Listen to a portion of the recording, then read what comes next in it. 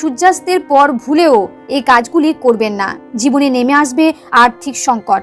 বাস্তুমতে এমন অনেক কাজ রয়েছে যেগুলি সূর্য ডোবার পর একেবারেই করা উচিত নয়। সূর্যোদয় ও সূর্যাস্ত মানে দিন ও রাতের সংযোগস্থল, তাই শাস্ত্রে এই সময়টিকে অত্যন্ত গুরুত্বপূর্ণ বলে মনে করা হয়। তাই সূর্যাস্তের পরে এমন অনেক কাজ আছে যেগুলি কখনোই করবেন না। এতে আপনার পরিবারে যেমন সুখ সমৃদ্ধি থাকবে না, তেমন আর্থিক উন্নতি করতে পারবেন না। এবার জেনে নিন সূর্যাস্তের পর কোন কাজগুলি করবেন না। সন্ধেবেলা ঘুমাবেন না। অনেকে সন্ধেবেলায়ও ঘুমিয়ে থাকেন। শাস্ত্রমতে সন্ধেবেলা ঘুমাতে নেই, কারণ এর ফলে তাদের বয়স কমে।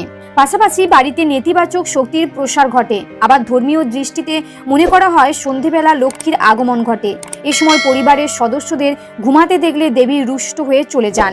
সূর্যাস্তের পর বাড়িতে ঝাঁট দিতে নেই। সূর্যাস্তের পর কখনো বাড়িতে বা উঠোনে ঝাঁট দিতে নেই, কারণ এটি আর্থিক অনটনকে স্বাগত